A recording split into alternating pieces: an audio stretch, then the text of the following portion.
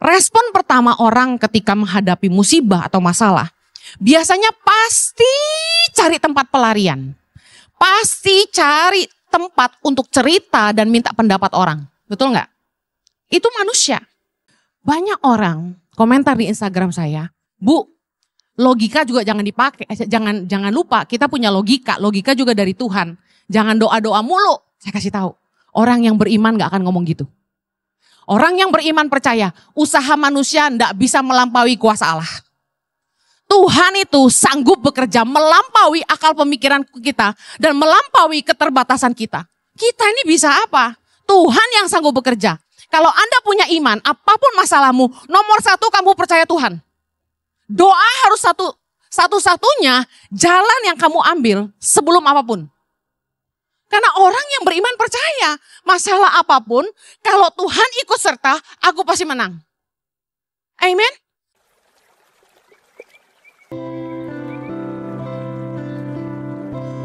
Bangkitkan iman dalam hati kami, supaya kami mau belajar mempercayai Tuhan. Tolong hamba-Mu karena sungguh tanpa Engkau hamba tidak mampu menyerahkan setiap menit-menit ke depan ke dalam pimpinan Roh Kudus sepenuhnya. Biar Tuhan yang selalu dipermuliakan dalam hidup kami. Hanya di dalam nama Yesus kami berdoa. Yang siap diberkati Tuhan, sama-sama kita katakan amen. Puji nama Tuhan, silakan duduk kembali. Shalom shalom. Khotbah saya temanya tenang di tengah badai. Yesaya 30 ayat 15. Kita baca sama-sama. 3, 2, 1. Sebab beginilah firman Tuhan Allah yang Maha Kudus, Allah Israel. Dengan bertobat dan tinggal diam, kamu akan diselamatkan. Dalam tinggal tenang dan percaya terletak kekuatanmu. Katakan amin. Dalam terjemahan Net Bible, saya ingin saudara baca Isaiah 30 verse 15. For this is what the Master, the Lord, the Holy One of Israel says. If you repented and passionately waited for me, you would be delivered. If you calmly trusted in me, you would find strength. Yang artinya dalam bahasa Indonesia gini, bila kamu tenang dan percaya kepadaku, kamu akan menemukan kekuatan.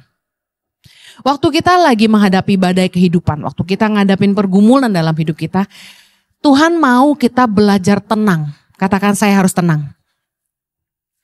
Karena waktu masalah datang, saya yakin di dalam hidup kita pernah ngalamin yang namanya tuh tiba-tiba ditimpa masalah, ditimpa bencana, kabar yang buruk, entah sakit penyakit, entah bisnis yang ngalamin problem, ada urusan di keluarga yang tiba-tiba membuat kita down, depresi, marah, takut, nangis, tertekan, dan semua emosi negatif lainnya. Yang dengar baik, kalau kita tidak tenang, kita akan ngambil keputusan yang salah. Yang berarti katakan amin. Waktu kita lagi down, lagi depresi, saya yakin gini, pikiran yang busuk-busuk tuh, yang kita tadinya nggak pikirin gitu ya, pikiran-pikiran buruk tiba-tiba datang.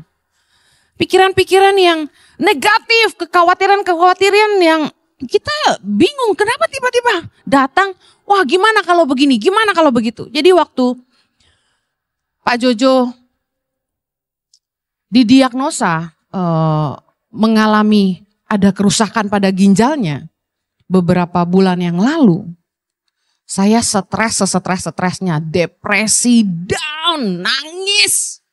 Dan luar biasanya, begitu saya tahu suami saya tuh ngalamin masalah dengan ginjalnya, besoknya saya harus khotbah di doa kesembuhan, healing worship night. Luar biasa ya Tuhan ya. Itu saya khotbah sambil nangis gitu. Dia enggak percaya istrinya tuh sayang dia gitu ya.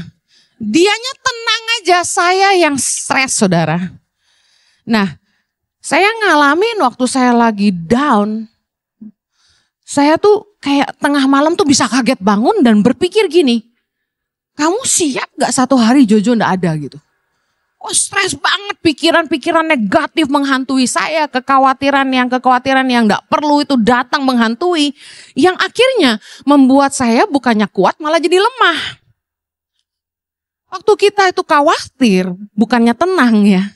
Waktu kita mulai berpikir negatif di tengah-tengah masalah, saya yakin kita jadi putus asa, betul gak? Kita jadi makin lemah. Firman Tuhan berkata, di dalam tinggal tenang dan percaya. Kita gak boleh gegabah, gak boleh panik.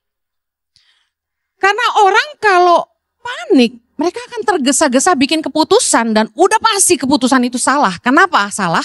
Karena kita dipimpin keadaan. Satu hari saya ingat malam Xinjia, malam Imlek. Orang Chinese biasanya kalau mau Imlek besoknya malamnya ngapain? Makan keluarga. Nah, mama saya punya kebiasaan itu masak buat kami dan undang anak-anaknya datang ke rumahnya dan kami makan di rumahnya. Nah, dia lagi masak, siang-siang dia telepon saya, dia bilang, kamu di mana? Bisa ke rumah mama sekarang nggak? Saya bilang kan nanti malam makannya, kamu datang aja sekarang. Mata mama something wrong, dia bilang gitu. Saya datang, dia bilang mama kayak nggak bisa lihat separuh, dia bilang. Saya kaget. Dia bilang yuk kita periksa ke satu rumah sakit mata, saya nggak sebut ya. Nah kami bawa dia ke situ. Nah dokternya setelah periksa mama saya bilang begini, retina mata ibu robek. Jadi ibu harus operasi sekarang juga, dia bilang gitu. Kita yang gak ngerti apa-apa dan gak pernah tahu tentang penyakit mata, jujur aja buta. Mama saya ketakutan sampai gemetar, lalu kami bawa dia ke rumah sakit lain yang sama tapi cabang lain. Karena dengar-dengar di rumah sakit itu dokter mata terbaiknya. Ternyata karena waktu itu sudah mendekati Imlek, dokter-dokter gak ada. Dokter terbaik di situ sedang cuti karena mau Imlek sama keluarganya. Yang tersisa itu ada dokter mata tapi bukan yang terbaik gitu loh. Tapi karena dibilang hitungan jam akan buta, mama saya langsung dijadwalin operasi besok itu juga. Lihat, kalau kita gak tenang, kita ngambil keputusan yang salah dan gegabah. Apa yang terjadi? Mau masuk ke ruang operasi itu, mama saya gemetaran. Operasi mata bayangin ya kan?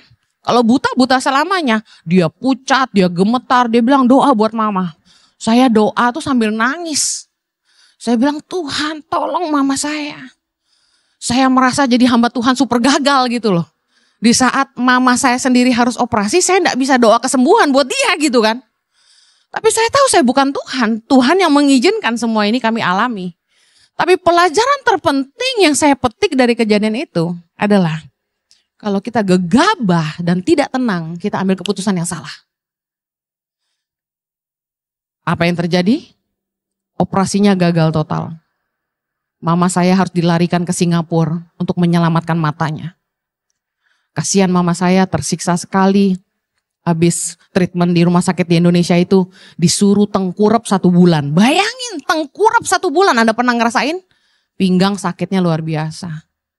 Saya kasihan sama mama saya, sampai sekarang mama saya matanya agak burem. Kayaknya kalau jalan kami harus pegang. Nah, Amsal 19 ayat 2 berkata, tanpa pengetahuan, kerajinan pun tidak baik.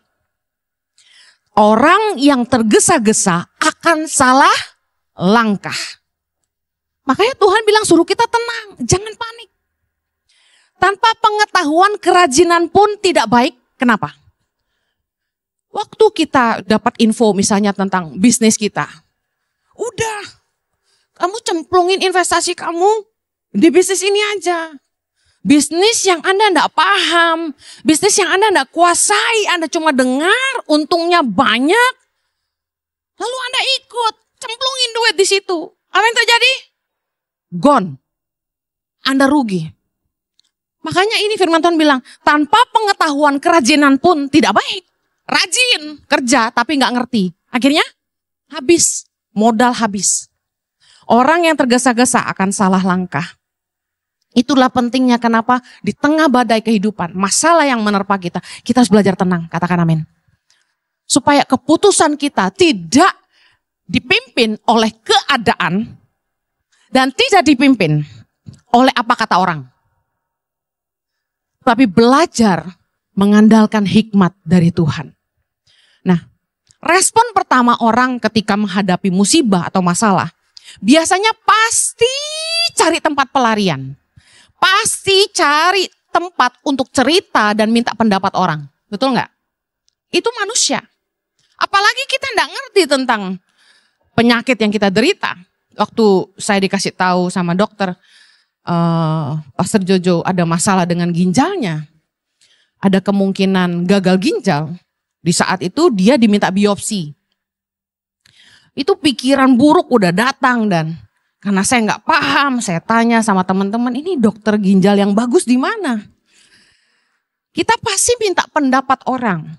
Nah, kita mau belajar dari Yesus. Tuhan itu ngajarin kita. Yesaya 30 ayat 15 tadi, dalam terjemahan New King James, tadi Net Bible, ini New King James, kita lihat.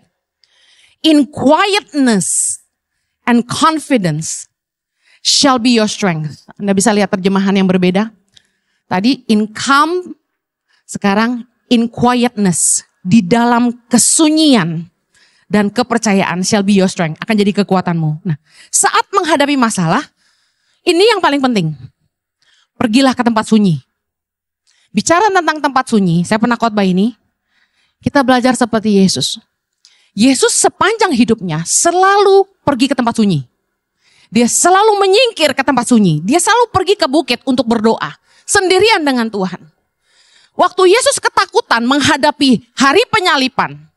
Dia tahu dia akan diserahkan. Dia akan ditangkap. Dia akan disalibkan. Apa yang Yesus lakukan? Yesus tidak cari orang yang bisa nolong dia.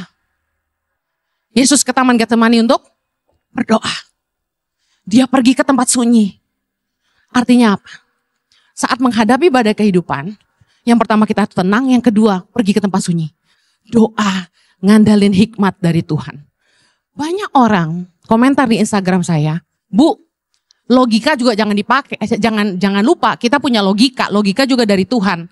Jangan doa-doa mulu. Saya kasih tahu, orang yang beriman gak akan ngomong gitu. Orang yang beriman percaya, usaha manusia tidak bisa melampaui kuasa Allah. Tuhan itu sanggup bekerja melampaui akal pemikiran kita dan melampaui keterbatasan kita. Kita ini bisa apa? Tuhan yang sanggup bekerja. Kalau Anda punya iman, apapun masalahmu, nomor satu kamu percaya Tuhan. Doa harus satu-satunya jalan yang kamu ambil sebelum apapun. Karena orang yang beriman percaya, masalah apapun, kalau Tuhan ikut serta, aku pasti menang. Amin. Saya ini manusia yang sangat logika. Kalau perempuan rada perasa, saya perasa dan logika. Saya logik banget, saya pikir baik-baik. Orang gak gampang ngasih tahu saya apa-apa karena saya pikirin. Tapi orang selogik saya akhirnya bertekuk lutut dan mengaku. Cuma kuasa Tuhan yang mampu. Amen. Saya cari tahu. Pak Jojo nih bisa kena gagal ginjal karena apa? Karena story-nya gak pernah ada apa-apa. Sehat-sehat aja. Karena kami rajin medical check up. Dia baik-baik saja. Berbagai kemungkinan bisa jadi. Katanya salah satu penyebab orang itu punya masalah di ginjalnya. Karena bakteri. Karena kelebihan protein. Karena makanan yang gak baik dan sebagainya. Minuman keras. Udah jelas kan bukan karena minuman keras. Tapi saya gak mau pusing apa penyebabnya. Saya cuma berdoa sama Tuhan. Saya bilang gini sama Tuhan. Tengah malam saya gak bisa tidur. Saya kaget bangun. Seperti kayak orang dilanda ketakutan. Ketakutannya gini. Satu hari suami saya gak ada lagi nih. Sedangkan saya harus berjuang sendirian untuk panggilan Tuhan. Saya gak bisa nih. Saya nangis. Saya doa sama Tuhan. Saya perang buat suami saya. Saya bilang, Tuhan, saya minta kasih suami saya umur panjang. Jangan ambil Jojo. Kasih dia sembuh Tuhan. Aku percaya aku lihat mujizat. Aku tidak mau percaya apa kata orang. Aku cuma percaya suamiku sembuh. Anda harus tahu, saya ini gak ngerti medis sama sekali. Nama obat gak hafal. Dokter bolak-balik tanya, suami saya, Anda minum obat apa? Aduh, ntar dulu. Cari dulu, gak ngerti gue nama obat. Tapi saking suami saya ini saya cinta, saya Google tuh nama penyakitnya apa. Saya pelajari kayak orang mau kuliah kedokteran gitu loh. Dari penyebab sampai gejala, sampai gimana mengatasinya. Dan apa diagnosa? Google mengatakan dari berbagai studi universitas bahwa penyakitnya gak ada obatnya. Penyakitnya itu hanya mengarah ke arah gagal ginjal yang ujungnya cuci darah atau transplant. Saya lemes, saudara. Makanya saya sudah gak mau ngobrol sama orang. Karena saya kasih tahu, waktu Anda punya masalah, Anda datang sama orang. Kadang-kadang orang gak kasih Anda jalan keluar. Orang kadang-kadang gak kasih Anda rasa tenang. Orang bikin Anda tambah takut. Mereka bisa cerita, wah dulu nenek gue gejalanya gini mati lu. Dulu, wah bapak gue gini-gini, wah parah loh. Udah potong aja. Nah, orang kan sok tahu. Udah paling benar datang ke Tuhan. Amen. Sumber mujizat. Segala penelitian rumah sakit bilang gak ada obat. Bahwa suami saya harus siap menghadapi hari di mana ginjalnya sudah gak bisa ditolong lagi. Bahkan dikatakan obat-obat yang dia harus minum yang bujub-buneng mahalnya itu hanya bisa mencegah kerusakan ginjal makin parah. Saya gak peduli uang yang harus kita keluarin, saya gak pusing. Yang saya cuma mau gini, Tuhan saya mau suami saya sembuh. Karena buat saya Jojo lebih berarti dari semua uang yang saya bisa cari. Saya bilang Tuhan saya mau Jojo sembuh. Saya klaim hidup suami saya. Saya mau suami saya umur panjang. Makanya lu setia sama gue loh. Udah gue doain umur panjang ya kan. Lagi serius-serius bercanda mulu ya. Nah, saya doa sama Tuhan. Anda tahu, kalau orang itu di tengah masalah, dia pergi ke tempat sunyi. Itu tandanya orang yang ngandalin Tuhan. Tapi secara manusia, kita selalu larinya ke orang. Dikatakan, bila kamu tenang dan percaya kepadaku, kamu akan menemukan kekuatan. Percayalah gini, goncangan itu datang dalam hidup kita, apapun bentuknya. Bisnis, rumah tangga, hubungan, penyakit. Hanya untuk menguji iman dan kepercayaan kita kepada Tuhan. Amin. Tetap percaya enggak? Tetap percaya enggak Tuhan setia? Tuhan tuh ngasih saya pewahyuan luar biasa di atas pesawat. Anda tahu, seorang Heni ini naik pesawat setahun bisa 150 penerbangan. Tapi tiap kali di pesawat saya lebih rohani dari sebelumnya. Kenapa? Teman saya seorang pilot bilang gini, gue dulu pengen jadi pendeta. Tapi gue pikir-pikir, gue jadi pilot, gue lebih bisa bawa orang kepada Tuhan. Kenapa? Lu lihat aja, tiap kali gue naik pesawat, orang berdoa, dia bilang. Jadi gue lebih senang jadi pilot, dia bilang gitu. Di atas pesawat itulah iman kita diuji, kepercayaan kita diuji. Yang setuju katakan amin. Anda pernah naik pesawat yang tiba-tiba nukik kakimu, gitu pernah? Saya udah pernah. Pesawat gagal landing 5 kali, saya udah pernah. Turun dari ketinggian sampai buk, udah pernah? Saya udah pernah. Segala goncangan di pesawat selain jatuh saya belum pernah, ya. Saya kasih tahu, tiap kali pesawat goyang meskipun terbang udah katakan ribuan kali, tiap kali goyang gue takut. Saya cengkram tangan siapapun yang duduk di sebelah saya. Gue pegang tangannya, gue bodo amat deh dia suami atau bukan deh. Kalau udah goyang saya cengkram. Takut saya. Waktu pesawat nukik kayak gini sekali, saya ingat Chloe Zoe Excel, cuma itu aja. Saya nggak ingat harta, gue nggak ingat siapapun, gue cuma ingat Tuhan lindungi anak-anakku. Tuhan kasih kesempatan aku masih mau lihat Chloe Zoe dan Excel, cuma mereka nyanyi di hati saya. Parah nggak tuh? Di detik gue mau mati rasanya gitu. Tapi di atas pesawat, Tuhan ngajarin saya. Percayakah kamu bahwa Tuhan gak akan membiarkan? Percayakah kamu bahwa Tuhan tuh setia? Saya bilang sama Tuhan, aku percaya Engkau setia. Aku percaya Engkau gak akan membiarkan aku. Di atas pesawat itu, yang biasanya saya takut sampai gak bisa tidur. Saya suka ceritakan di pesawat saya gak bisa tidur kan. 24 jam gak tidur saya. Berapa kali terbang ini, saya naik dan berdoa. Biar goncangan, gue tidur. Dengan penuh kepercayaan. Kalaupun pesawat jatuh, gue tahu waktu gue udah selesai.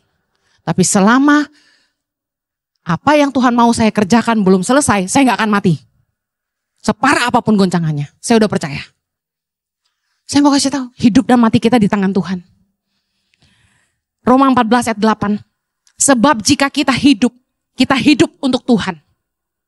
Jika kita mati untuk Tuhan. Katakan amin. Jadi baik hidup atau mati, kita adalah milik Tuhan. Kalau kita yakin kita milik Tuhan, mau hidup mau mati, kita milik Tuhan. 1 Samuel 2 ayat 6. Tuhan mematikan dan menghidupkan. Dia menurunkan ke dalam dunia orang mati dan dia mengangkat dari sana. Jangan pernah takut mati lagi. Cuma pastikan hidupmu ada di dalam tangan Tuhan. Amin. Kalau Tuhan belum izinkan kamu mati, kamu coba minum apapun, kamu tidak akan mati. Selama Tuhan belum izinkan, kamu tidak akan mati. Makanya jangan pernah marah kenapa orang meninggal. Sederhana, kehendak Tuhan. Selesai. Dia yang mematikan dan menghidupkan. Kita tidak punya kuasa. Izinkan dia jadi Tuhan dan bukan kita. Saya belajar mempercayai Tuhan di dalam pesawat. Kalau saya di dalam pesawat ini masih bisa tiba dengan selamat, berarti rencana Tuhan dalam hidup saya belum selesai. Kalau sampai saya mati di pesawat ini, berarti rencana Tuhan sudah selesai. Saya udah gak peduli lagi. Kami pulang pergi dari Jakarta, LASF Jakarta. Goncangan terus. Geruduk. Fasten your seatbelt. Sampai Captain aja lebih panik dari gue. Pesawat udah goyang-goyang, udah turun. Geruduk. Sekali doang saya pegang tangan suamiku. Terus saya tidur. Udah gak takut. Puji Tuhan. Amen. Saya udah gak takut mati. Saya cuma yakin, kalaupun saya harus pergi, anak-anak saya dipelihara Tuhan, leader-leader ICI dipelihara Tuhan, ICI dan YTW dipelihara Tuhan. Amen. Ketika kita ditimpa masalah, jangan pergi ke sana sini ceritain masalah kita. Waktu kita ditimpa masalah, jangan sana sini cerita. Ada orang yang tipenya gitu kan. Masalah dibawa kemana-mana, ceritain orang sekampung. Saya mau kasih tahu, belum tentu orang peduli sama kamu. Kamu cerita ke orang, yang ada kamu diomongin orang. Jangan. Tenang dan percayalah akan kebesaran Tuhan. Anda gak tahu kan Pak Jojo ngalamin penyakit ginjal itu. Padahal udah berapa bulan kejadiannya, baru Pak Jojo kesaksian di khotbah, baru saya berani ngomong. Anda gak lihat saya khawatir kan? Karena saya percaya. Penyakit itu enggak perlu diomongin. Kita tunggu mujizat terjadi baru ceritain. Nah, kenapa saya cerita? Begini ceritanya. Kami ke Australia. Bulan lalu kalau nggak salah ya. Saya ajak suami saya periksa ke dokter kami di sana. Dokter yang ngurus kami dari sejak saya masih gadis. Sejak kami belum married. Ketemu Jojo. Tahu keadaan Jojo. Dia stres, dia yang panik. Dia bilang, you have to really take care of him. Yes, saya bilang. Kami pergi ke spesialis ginjal. Mahalnya minta ampun. Anda tahu? Ditemukan hasil tes urinnya. Dan darahnya. Tidak ada kebocoran protein. Baik-baik saja ginjalmu. Wah, sepertinya bagus nih pengobatannya. Hah? Bengong kita. Emang baru berapa lama kamu minum obat? 1 bulan? Hah? Bengong dia. Gantian dia yang bengong. Saya mau kasih tahu, kuasa Tuhan bekerja melampaui akal pemikiran manusia. Amen. Haleluya. Saya frustasi jagain suami sakit. Kenapa? Dia mokong. Disuruh gak boleh makan ini, gak boleh makan itu. Ribet kan jagain orang sakit kan, bener kan? Sampai listnya panjang. Gak boleh makan ini, gak boleh makan itu, gak boleh makan. Dia stres, saya lebih stres. Tiap kali makan saya jadi liatin dia. Udah asin-asin, sini gue yang makan. Jadi saya yang gemuk saudara. Saking jagain. Udah kamu gak usah makan, ini aku aja yang makan. Aduh sayangku. Stres aku ngurus kamu. Soalnya kita kasihan. Dia makan apa? Saya terus doain. Aku percaya Tuhan sembuhin. Karena kalau ngandalin nih anak, gak mau makan ini, gak mau makan itu, kayaknya gak bisa deh. Saya yang stres jagainnya. Bisa-bisa saya yang melar. Udah, serahin sama Tuhan aja. Dan waktu tes darah itu keluar, saya bersuka cita. Tuhan kita luar biasa. Haleluya. Amin. Kalau ditimpa masalah, jangan cerita kemana-mana. Bawa dalam doa. Tanda orang yang sungguh-sungguh percaya tuh dia ngucap syukur. Belum dijawab sama Tuhan tapi udah bilang thank you. Itu orang yang percaya. Saya cuma mengucap syukur, Tuhan terima kasih Engkau telah sembuhkan Jojo. Tuhan terima kasih Jojo semakin sehat. Aku percaya Tuhan Jojo sembuh. Aku mengucap syukur terus. 1 Tesalonika 5 ayat 18, mengucap syukurlah dalam segala hal. Sebab itulah yang dikehendaki Allah dalam Kristus Yesus bagi kamu. Mungkin usahamu masih belum kelihatan jalan, mungkin karirmu belum meningkat dan lain sebagainya. Masalah keluargamu belum selesai. Tapi kamu harus percaya, Tuhan terima kasih Engkau sudah mengubahkan pasanganku. Aku percaya Engkau akan memberkati bisnisku. Tuhan aku percaya Engkau akan buka jalan buat usahaku. Terus doa dan mengucap syukur. Amen. Ucapan syukur. Itu yang membuka pintu Tuhan bekerja dalam hidup kita. Tuhan itu sanggup bekerja secara ajaib dalam hidup kita di tengah-tengah keterbatasan kita. Saya mau akhiri. Matius 14 ayat 19 berkata gini. Matius 14 ayat 19. Dalam terjemahan bahasa Indonesia sehari-hari. Kemudian ia menyuruh orang banyak itu duduk di atas rumput.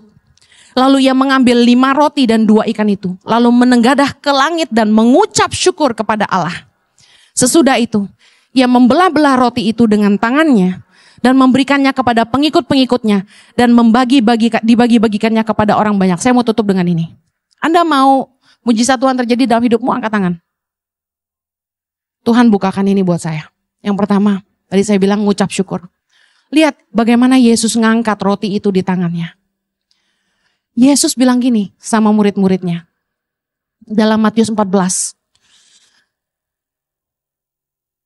Yesus suruh mereka kasih orang-orang itu makan. Ribuan orang. Murid-murid bilang gini. Ayat 17. Matius 14, 17 bilang gini. Jawab mereka, yang ada pada kami di sini hanya 5 roti 2 ikan. Cuma dikit, 5 roti 2 ikan. Gimana mau kasih makan ribuan orang? Ayat 18 Yesus bilang gini sama mereka. Bawalah kemari kepadaku. Anda mau mujizat terjadi dalam hidupmu? Bawalah kemari kepadaku. Belajar bawa masalahmu di hadapan Tuhan. Bukan bawa kemana-mana. Berhenti cerita ke orang sana sini. Bawa masalahmu di hadapan Tuhan. Kasih lihat Tuhan tagihan-tagihan hutangmu. Bawa sama Tuhan masalah-masalah keluargamu. Yesus cuma bilang ini, bawalah kemari kepadaku. Lalu Yesus mengambil 5 roti dan 2 ikan itu. Lalu menengadah ke langit dan mengucap syukur kepada Allah. Saya percaya yang Yesus mau ajarkan sama kita gini. Kunci mengalami mujizat adalah apa? Persembahkanlah korban syukur meskipun sulit. Waktu kita lagi susah, masa mengucap syukur? Susah. Mungkin sambil nangis kita bilang terima kasih Tuhan. Tapi percayalah. Kalau kamu belajar mengucap syukur. Engkau sedang berkata kepada Tuhan, aku percaya Engkau sanggup bekerja dalam hidupku. Katakan amin. Di dalam Matius 14 ayat 19, Yesus bawa roti itu dan mengucap syukur. Ngajarin kita bagaimana mujizat itu dimulai dari kita bawa sama Yesus. Yang kedua, Yesus mengucap syukur. Dengan pengucapan syukur, ayat 19, memecah-mecahkan roti itu dan memberikannya kepada murid-muridnya. Dan murid-muridnya membagi-bagikan kepada orang banyak. Saat ini, jangan fokus sama masalahmu. Luar biasanya, mujizat itu terjadi di antara mereka. Ketika Yesus mengucap syukur, dia pecah-pecahkan. Lalu dia berikan kepada murid-muridnya untuk apa? Untuk dibagi-bagi sama orang banyak. Waktu saya lagi baca ini, tiba-tiba Yesus kayak Roh Kudus kasih saya pewahyuan. Jangan fokus sama masalahmu. Tapi layani orang lain. Miliki kepedulian sama orang-orang di sekitarmu. Ini aneh. Waktu kita punya masalah, kita pasti lebih fokus sama diri sendiri, betul gak? Masalah menarik fokus kepada diri sendiri. Kita boro-boro mau ngurusin orang lain. Kita boro-boro mau mikirin kebutuhan orang lain. Waktu kita punya masalah, fokus kita pasti ke diri kita sendiri. Yang ngerti bilang amin. Tapi Yesus, dia pecah-pecahkan. Dia berikan kepada murid-muridnya untuk dibagi-bagi. Roh Kudus bilang ini. Waktu kita sedang melayani orang lain di tengah-tengah kesusahan kita. Di situ Tuhan akan bikin mujizat buat kita. Saya pernah ngalamin, waktu saya punya masalah dalam rumah tangga kami dulu, yang namanya hamba Tuhan gak mungkin gak punya masalah. Tapi tiba-tiba ada orang lain yang butuh konseling sama saya. Saya duduk dan konselingin dia. Waktu dengerin dia curhat tentang suaminya, tiba-tiba saya kaget. Saya nasehatin dia, firman Tuhan itu pedang bermata dua. Yang keluar dari mulut saya untuk menasehati dia, itu sebenarnya kata-kata Tuhan buat saya. Berapa banyak Anda yang pernah ngalamin itu? Di saat kamu lagi nasehatin temenmu, sebenarnya Tuhan lagi bilang sama kamu. Makanya waktu kamu lagi punya masalah, jangan terpuruk diam sendirian di rumah. Tetap layani Tuhan. Waktu kamu mulai melayani, tiba-tiba kamu ketemu jawaban. Saya kasih tahu. Orang-orang yang punya kebutuhan, koneksi bisnis, marketing, Anda gak akan tertolong dengan diam aja di rumah. Ketika Anda pergi keluar dan melayani orang, entah gimana caranya Tuhan akan ketemuin Anda sama orang-orang yang punya jawaban buat masalah Anda. Amen. Berkat Tuhan itu gak pernah berhenti dalam hidup kami sejak kami memberi diri untuk melayani. Saya kasih tahu, Tuhan itu sangat baik. Karena saya harus ngasih makan anak-anak dulu di rumah kami. Tama-tama yayasan punya anak-anak di asrama. Itu setiap siang makan di rumah kami. Staf di kantor makan di rumah kami.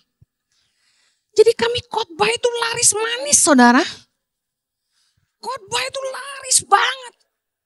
Tuhan pelihara hidup kami. Kenapa? Karena gini, kalau Tuhan tidak berkati saya, banyak mulut yang gak bisa makan. Tuhan bukakan pewahyuan satu hari sama saya. Kamu tahu gak kenapa aku menunjukkan kemurahan sama kamu? Karena kamu menunjukkan kemurahan buat orang banyak. Kami punya staf seluruh Indonesia di tangan pengharapan termasuk guru-guru. Ada ratusan orang. Ada 250 guru-guru di daerah. Belum lagi koordinator dan staf di Jakarta. Katakan total hampir 300. Bayangkan gini. Kenapa Tuhan terus memberkati? Karena kalau Tuhan tidak berkati kami, banyak orang yang gak bisa makan. Sementara 300 orang ini mungkin menghidupi keluarga mereka masing-masing. Dan ada 8.500 anak-anak di 110 titik saat ini di seluruh Indonesia yang gak bisa makan. Tapi Anda lihat, Tuhan berkati saya dan suami saya supaya ribuan orang ini bisa makan. Sebenarnya bukan karena saya, tapi karena banyak orang yang kami itu tolong dan pelihara. Kalau hidupmu bukan hanya buat kamu aja, tapi kamu hidup juga buat orang lain. Kamu peduli orang tuamu, kamu peduli adik-adikmu, kamu peduli keponakanmu, kamu peduli sama orang-orang susah di sekitar kamu, kamu peduli sama pegawaimu. Tuhan akan berkati kamu, tidak akan pernah berhenti. Anugerah dan penyertaan Tuhan dan mujizat Tuhan, berkat Tuhan tidak akan pernah berhenti dalam hidupmu. Karena kamu tidak hidup untuk dirimu sendiri. Amen. Kalau Anda mau mengalami mujizat Tuhan, yang pertama, bawa masalahmu sama Tuhan. Jangan ngomong kemana-mana. Yang kedua, ngucap syukurlah. Karena dalam mengucap syukur kau mengizinkan Roh Allah bekerja. Yang terakhir, mulai hidup gak buat diri sendiri. Tapi bagi hidupmu buat orang lain. Saya sama suami ngalamin dan jadi kesaksian hidup di depan Anda hari ini. Bagaimana kami melihat kuasa Tuhan begitu bekerja. Karena Tuhan peduli sama orang-orang yang harus kami hidupi di sekitar kami. Amen. Amen. Yuk, saya gak tahu masalah Anda sore ini. Kalau Anda punya pergumulan, punya badai kehidupan, mari saya ingin Anda pejamkan matamu, kita berdoa sama-sama. Bapa, kami percaya bahwa Engkau terlebih besar dari apapun. Kami mau belajar tinggal tenang dan percaya. Kami mau tenang dan tidak gegabah. Kami mau belajar mempercayai Tuhan. Karena kami percaya waktu kami mengandalkan Tuhan, disitulah kami beroleh ketenangan. bahwa Tuhan punya kuasa yang jauh lebih sanggup untuk menolong kami. Kemampuanmu melampaui kemampuan kami. Mari bawa semua masalahmu di hadapan Tuhan. Yesus berkata, bawalah kemari kepadaku. Mari angkat masalahmu di hadapan Tuhan hari ini. Bapak, engkau melihat apapun yang jadi pergumulan umatmu, mungkin sakit penyakit, mungkin masalah rumah tangga, mungkin masalah pekerjaan, mungkin masalah bisnis, mungkin masalah keuangan. Hamba-Mu mengangkat di hadapan-Mu Tuhan. Kami membawanya di hadapan-Mu. Engkau yang sanggup menolong kami. Engkau sumber jalan keluar. Engkau satu-satunya penolong. Engkau satu-satunya Tuhan dan gak ada yang lain. Tolong umat-Mu Tuhan. Engkau yang memberkati mereka dengan sumber yang tidak pernah terbatas. Menjawab semua kebutuhan mereka. Menolong dan memberi mereka jalan keluar. Kesembuhan terjadi buat mereka yang sakit. Mereka yang punya hutang-hutangnya dilunaskan. Tuhan, Kau berdoa, bisnis-bisnis yang lesu bangkit kembali. Pintu-pintu yang tertutup terbuka kembali Tuhan. Keuangan-keuangan yang macet, jalan-jalan buntu Tuhan terbuka di dalam nama Yesus. Bahkan setiap mereka yang membutuhkan pekerjaan Tuhan, anugerahkan yang terbaik dalam hidup mereka. Aku berdoa. Dan pulihkanlah rumah tangga mereka Tuhan. Segala yang putus asa akan pasangannya. Aku berdoa Tuhan, Kau sanggup menolong mereka. Engkau penghiburan mereka. Di dalam nama Yesus kami percaya. Yang percaya sama-sama kita katakan, amen.